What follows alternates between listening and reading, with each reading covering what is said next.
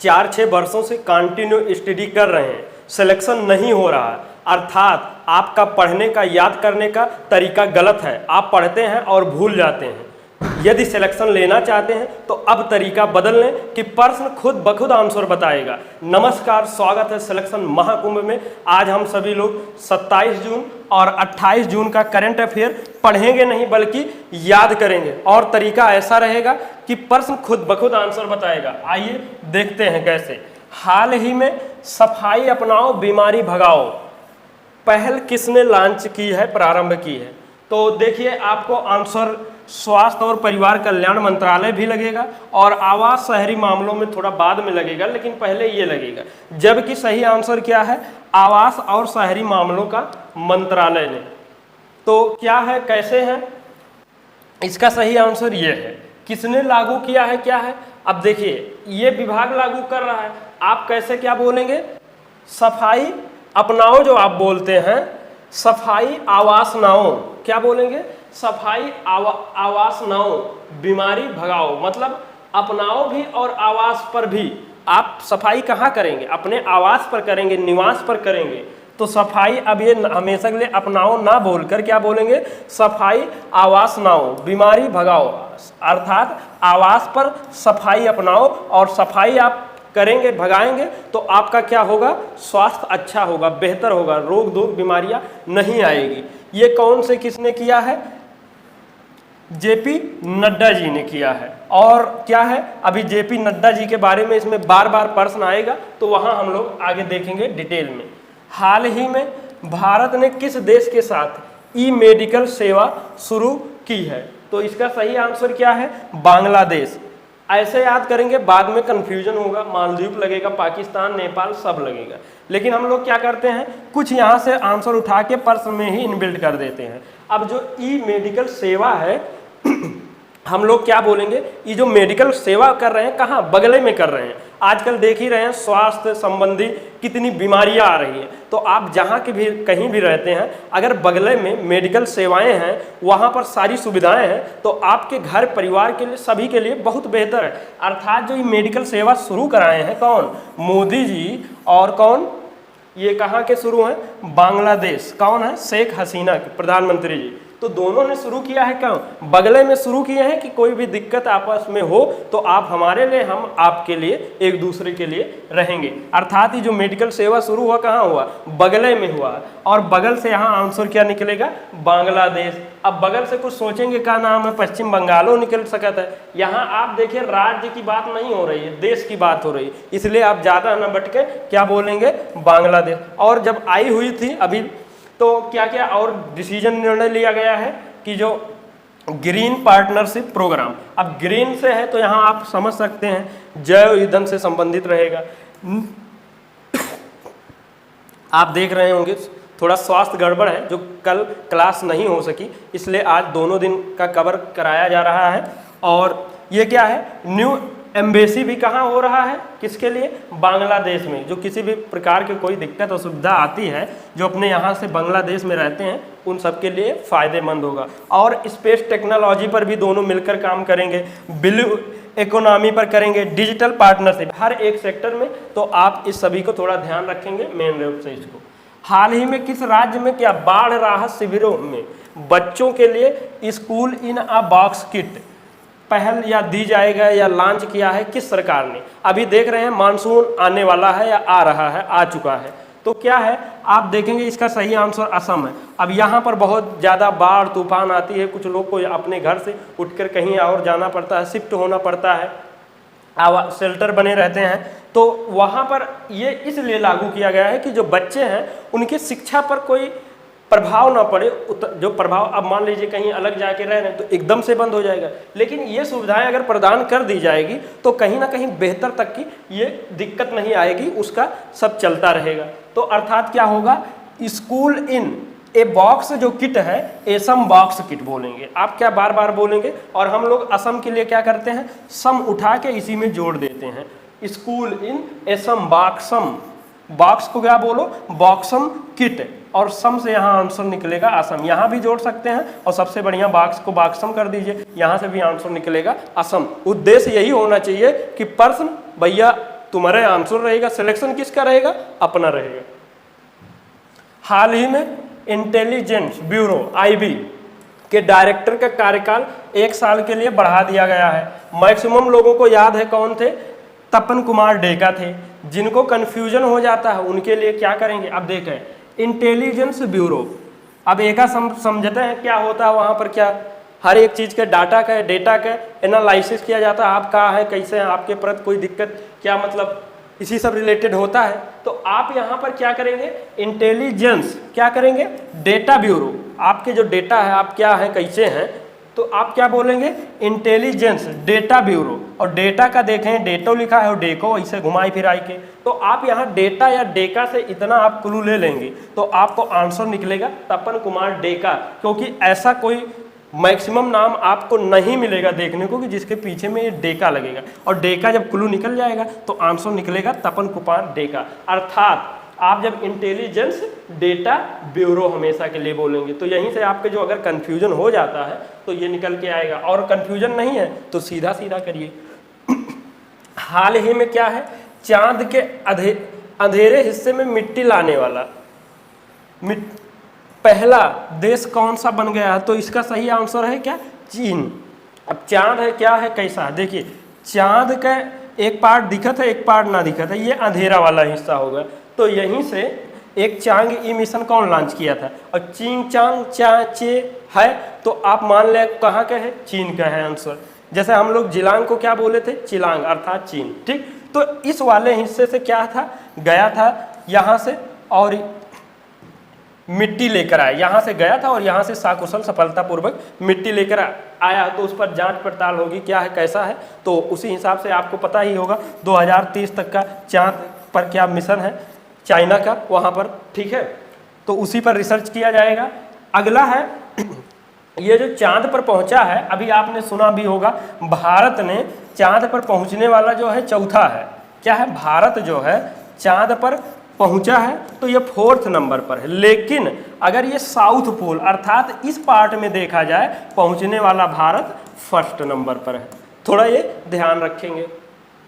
हाल ही में राज्यसभा में सदन के नेता के रूप में किसे नियुक्त किया गया है, तो थोड़ा यहाँ पर आइए समझ लेते हैं क्या है कैसा है। देखिए संसद होता है पहला नंबर, और संसद के 3 अभिन्न अंग होते हैं, एक क्या होता है, राज्यसभा होता है, ठीक, और दूसरा क्या होता है, लोकसभा, और तीसरा ये राष्ट्रपति जी होते हैं, ठीक। अब इसका क्या, इसका जो है आर्टिकल किस में उल्लेख है, 79 में, इसका किस में है, 80 में है, इसका किस में है, 81 में है। और ना याद हो तो यही याद करा चाहते कि ट्रिक से जैसे सब याद हो जाते ये भी, तो आप इस क्लास को अधिक से अधिक लोगों तक फैलाएं, जब बढ़िया से आप लोग के बढ़िया रिस्पांस और मेहनत लगेगी कि हाँ आप लोग भी कुछ कर रहे हैं तो ये सब भी बढ़िया आपसे आने लगेगा। तो देखिए अभी आपका क्या है, नया नया चुनाव हुआ है, सब हर एक चीज़ बन के आ रहे हैं, कौन, अभी एक प्रोटेम स्पीकर जी आए थे तो उनका नाम क्या हुआ था, प्रोटेम हर स्पीकर, और हर से हम लोग क्या निकाले थे, बिरताब हर महताब, ठीक। तो ऐसे ही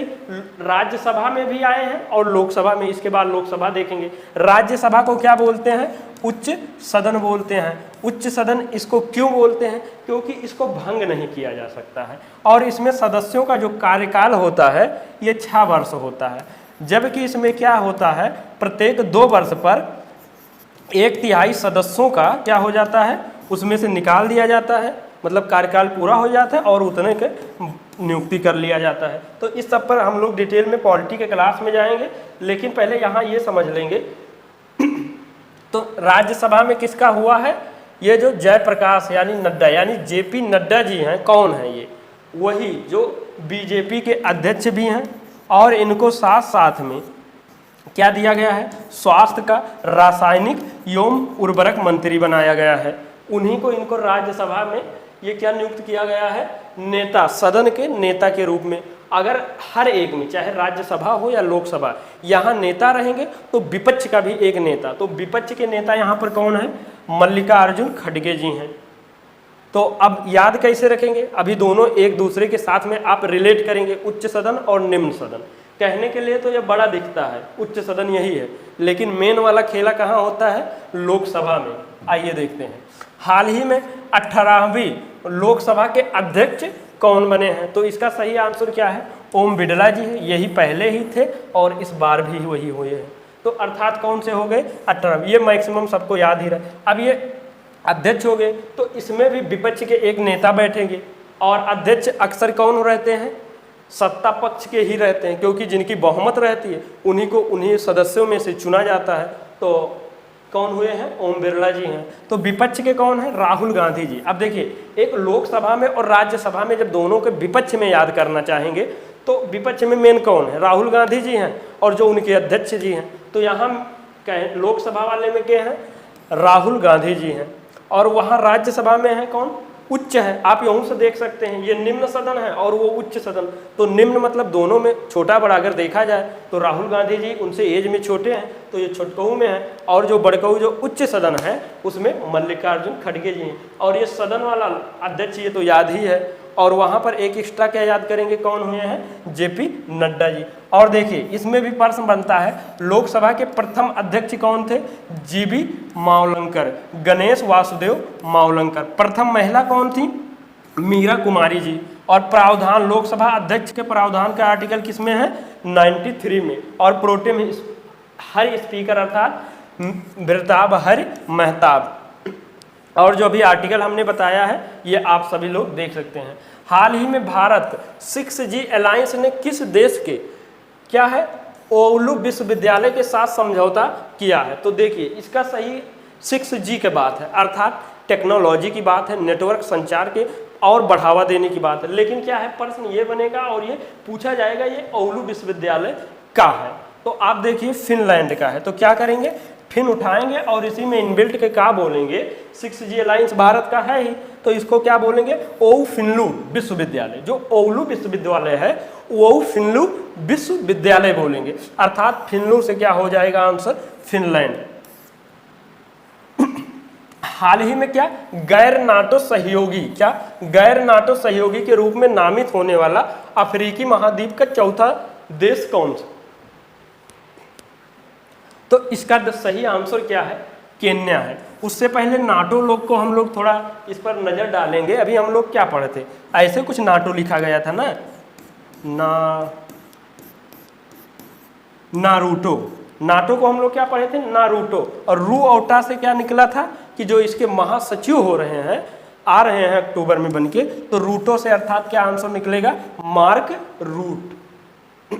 और ये जो गैर अफ्रीकी सदस्य किसको नामित किया गया है, यूएसए द्वारा नामित किया गया है, किसको,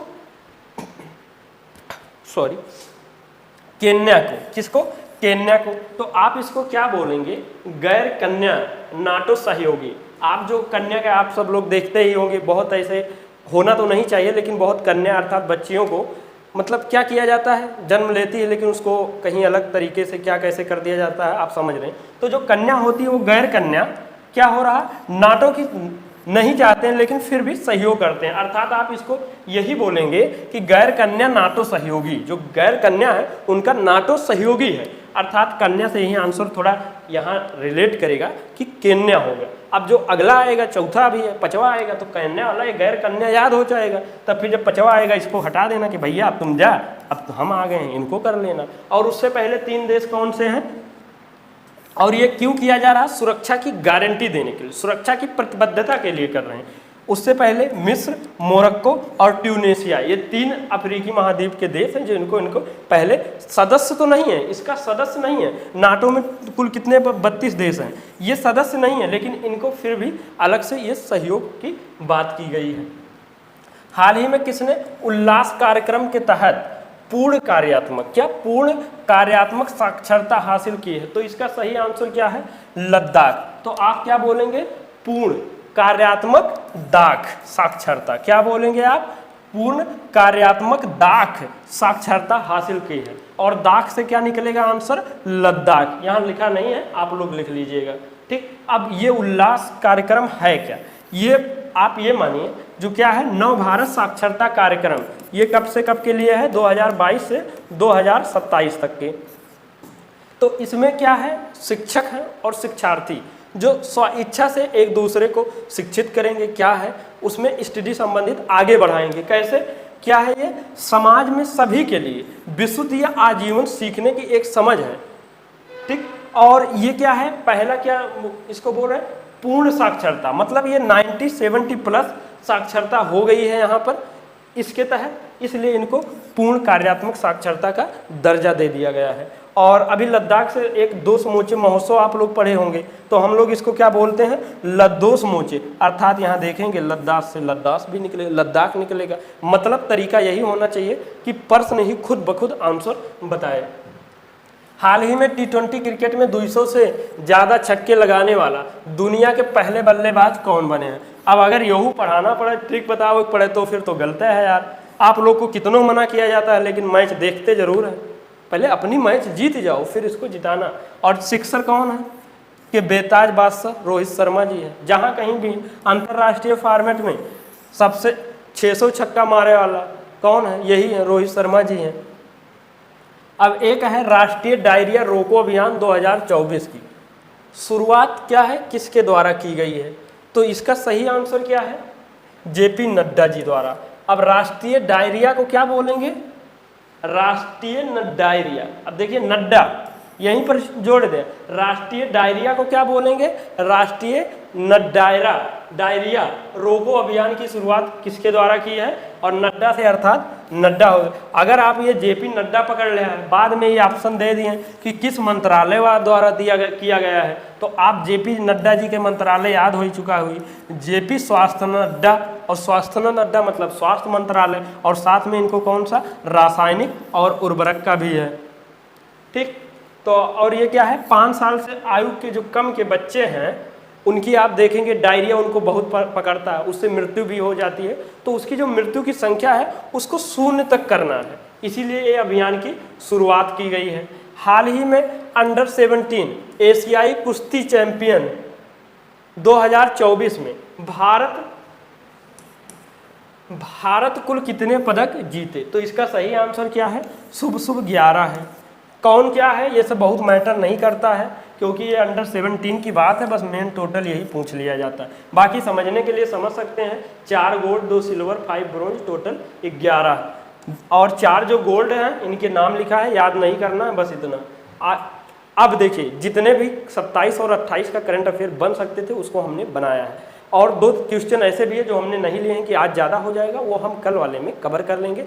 आपको ये विश्वास दिलाते हैं कि सिंगल ऐसा कोई क्वेश्चन नहीं होगा कि आप लोग का छूट जाए और वो एग्जाम में आए। तो अब अगले आपने रिवीजन सीरीज पर चलते हैं, और ये आप मान के चलिए सिलेक्शन तभी होगा जब आप ये ग्रीन जोन पर फोकस करेंगे। और सिलेक्शन ना होने का मेन वजह यही है, जो लोग को पता ही नहीं रहता, और पता रहता तो उस पर ध्यान नहीं देते, क्या कि आंसर याद करने पर फोकस करो, सिलेक्शन वही दिलाएगा। क्योंकि आप वहाँ एग्जाम देने जा रहे हो तो यही मैटर करता है, आपका आंसर आवत है कि ना आवत है। आवत है तो सिलेक्शन हुई, ना आवत है तो बहिरे निकला, खत्म। सीधा चलते हैं, निम्न में से किस शहर में यूनेस्को द्वारा भारत के पहले साहित्यिक कोड शहर के रूप में नामित किया गया। अब अगर कोड आपको यहाँ रिलेट करना आ गया तो आंसर कोझिकोड। हाल ही में भारत के पहले ओलंपिक अध्ययन कब किया जाता है, आप ही लोग खुद बताओ। जब रात में एकदम शांत हो के दिमाग सब कुछ, ये वातावरण भी शांत हो जाता है तभी होता है। अनुसंधान भी वही रात में करो तो ज़्यादा मजा आवत है, और फिर सारा सब कुछ। तो अर्थात रात मतलब गुजरात में उद्घाटन हुआ है। हाल ही में भारत का पहला अंडरग्राउंड कोल को क्या बोलेंगे, झोल। गैसिफिकेशन को गैसिफिकेशन। अब झा इतना बार ना करो कि हमें आंसर झारखंड मारे पड़े, अर्थात क्या होगा, आंसर बन गया कि ये झा से आंसर झारखंड ही होगा। हाल ही में T20 विश्व कप में लगातार 2 हैट्रिक।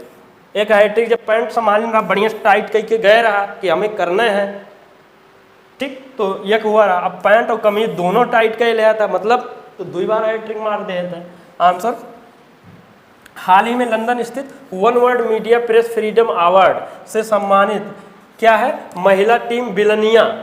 बिलन अब हम पढ़ ही नहीं पा रहे हैं, उससे पहले हमें क्या आएगा, बिलनिया, अर्थात लिया निया तो क्या निकलेगा, क्या लिया मिलाओ लिया तो क्या निकल रहा है, सोमालिया। विश्व शिल्प परिषद द्वारा भारत के किस शहर को आधिकारिक तौर पर विश्व शिल्प श्रीनगरी का दर्जा दिया गया। अब देखिए श्री लगाए थे तो श्रीनगर आंसर आ गया।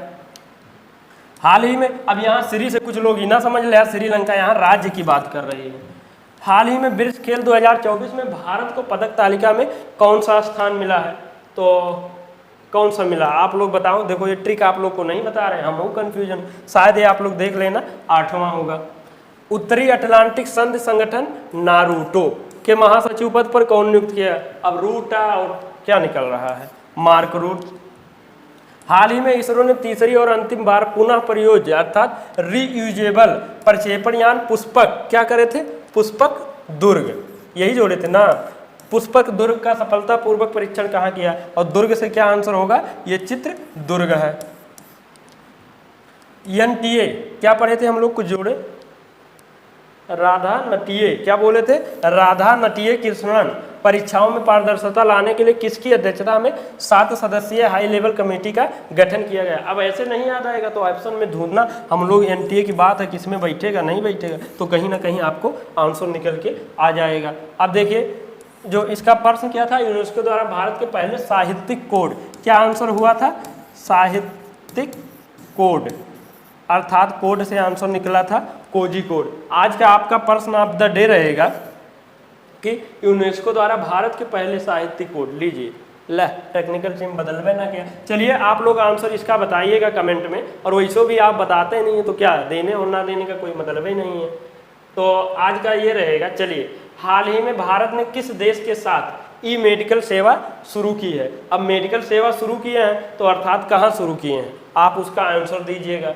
और इन्हीं सब शब्दों के साथ में आप सभी का ये मोबाइल नंबर है, और मोबाइल नंबर क्या है? आप सभी लोग का कोनो कोर्स संबंधी PDF क्लास लिंक कोई के लिए आप किसी प्रकार के आप यहाँ व्हाट्सएप कॉल कर सकते, और आप कंटिन्यू क्लास देखें हैं तो आशा नहीं पूर्ण विश्वास बहुत अच्छा लगा होगा। और कमेंट में ज़रूर बताएं क्लास कैसा लगा और किस पर चाहिए। और आप सभी लोग हमें पर्सनल व्हाट्सएप जो मैसेज करते हैं तो इसमें कमेंट में ही बताएं कि लगे कि किसकी ज़्यादा है, ये यूट्यूब में ही बताएं किसका रिक्वायर्ड ज़्यादा, और शेयर सभी जगह कह दें, रोना धोना जादू टोना। और जो ट्रिक आप लोग को अभी नहीं मिल रहा है, रिलीज नहीं हो रहा, तो आप लोग जब मेहनत करेंगे, शेयर करेंगे अधिक से अधिक लोगों में, जब वो पहुँचेगा तब मिल जाएगा आप लोग को। तो कुछ आप लोग को भी करना पड़ेगा। अब फ्री के जब मिल रहा है तो आप लोग इतना कर सकते हैं, स्टेटस लगा सकते हैं, ग्रुप में सेंड कर सकते हैं, नहीं तो वेट तो करना पड़ेगा। और पहली बार हमारी आपकी मुलाकात हुई है तो सब्सक्राइब कर लीजिए, बेल आइकन हिट कर लीजिए, अन्यथा 2 साल बाद मुलाकात होगा फिर दिक्कत हो जाएगी। और ये आपका टेलीग्राम चैनल है, यहाँ से ज़रूर जुड़े, यहीं पर क्विज PDF लिंक क्लासेस सब मिलते रहते हैं। और आज आप देख ही रहे होंगे इतनी स्वास्थ्य गड़बड़ होने के बाद भी क्लास आप लोग का जा रहा है। और सिलेक्शन महाकुंभ परिवार से जुड़े रहने के लिए अब देख रहे हैं कितनी मुस्कुराहट है कि हमने इतनी मेहनत करने के बाद भी क्लास लिया। और सिलेक्शन महाकुंभ परिवार से जुड़े रहने के लिए हर बार की तरह दिल की अनंत गहराई से बहुत बहुत धन्यवाद। जय हिंद, जय भारत।